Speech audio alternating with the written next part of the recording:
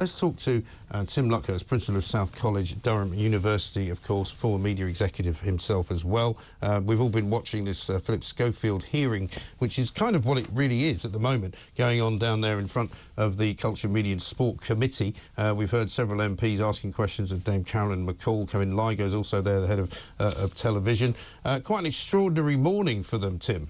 Very good morning to you. Yes, indeed, an interesting morning. And Carolyn McCall, her colleague Kevin Lygo, the head of television at ITV, and the company secretary, Kyla Mullins, have been giving a very, very clear and very emphatic account of their perspective on this story.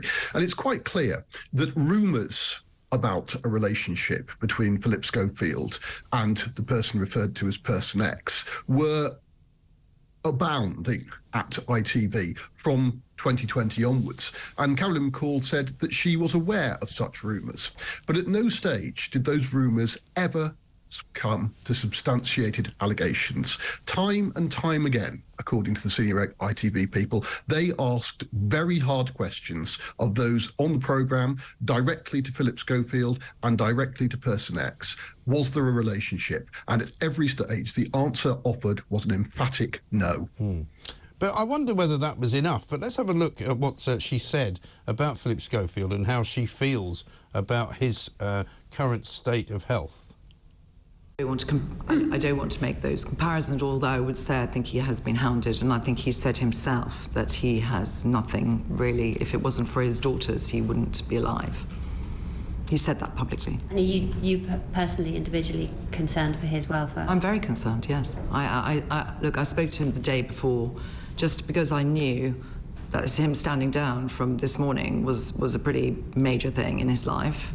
I actually phoned him and just said, look, you know, I know this is very difficult, and, you know, Kevin has offered you further work, so, you know, please don't feel awful about it. There is more, you know, and he was really grateful that I'd called him. He said, look, this means so much to me.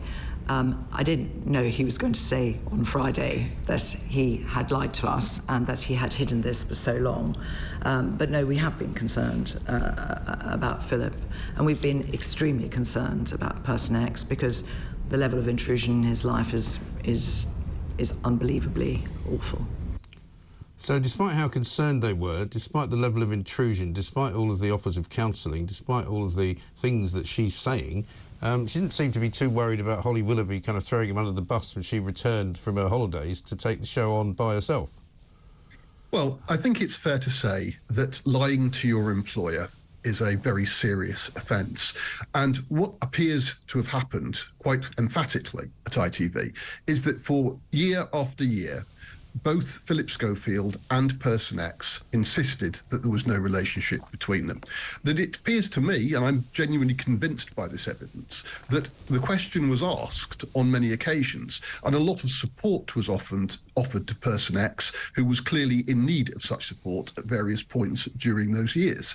But at no stage was there any candour about the nature of the relationship. And what really is the big question, I think, is did Person X not speak about the relationship because he was under pressure from Phillip Schofield not to do so? Or did he choose not to reveal it? Well, that is the $64,000 question, isn't it? Yeah, it is. And I don't think that Carolyn McCall or Kevin Lygo are the ones who can answer that. Their internal investigation will try to get to the bottom of it. Their internal investigation will be led by King's Counsel.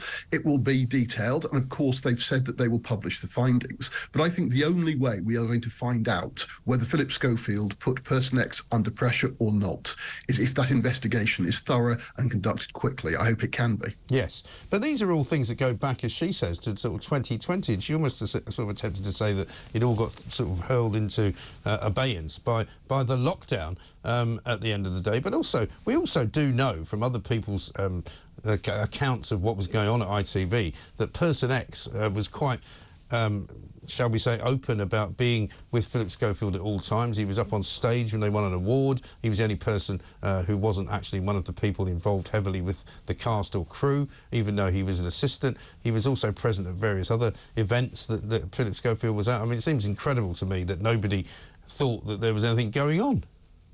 Well, I think there's a difference between thinking there might be something going on and having evidence which is emphatically denied by those who might be involved in the relationship. I mean, what do you do, Mike? You've got two people who it appears are close friends, and the process by which he was appointed to ITV was explored in detail this morning, and it's clear that he was recommended as someone who was a family friend of Phillip Schofield. That was the phrase that was used, and that he entered ITV through the proper process with a work experience programme initially and then being placed on the runner's rota. All of the process appears to have been done through the normal and proper procedures. But what was happening at every stage was that the relationship was concealed by one or both of those involved in it. Both denied it. Whether that was because of pressure from one or the other, we will have to wait and see. Yeah. But I think that ITV actually made a very, very effective appearance before that select committee. They went through their processes candidly. They explained what their procedures are. They explained their corporate culture. They also made it clear that some of the criticism is coming from disgruntled former presenters. Well, as a former television executive, I can tell you, when you fire presenters, they don't tend to say very nice things about you. While they work for you, they say very nice things indeed. Yes. It's a strong thing, that, isn't it? It is strange, isn't it? Hypocrisy doesn't begin to enter to cover it. But one final question to you, Tim. A lot of people have said to me, what the MPs bothered about this for? Why are they involved in it? I think it's quite an important thing for them to look into, isn't it? I think it's a legitimate thing for them to look into, but my own view of this is it's really a scandal which has been blown out of all proportion. Yes, this is This Morning. It's a popular television show. It wouldn't be on television if it weren't commercially successful. And I recognise that Phillip Schofield was for many years a very highly recognised and very popular presenter. But in the end, this is showbiz gossip, which has taken on much bigger significance that it really deserves to have. And I think that we should understand that there's a difference between what the public's interested in and what's really in the public interest. This isn't high politics. It isn't really about the way that we're governed. It isn't really about economics. It's not going to affect anyone's lives except for those directly involved for whom it will be traumatic. Yes, it's a shame, but really it's not significant. OK. Tim, thanks very much indeed. Tim Luckhurst, Principal of South College at Durham University, former BBC executive, of course.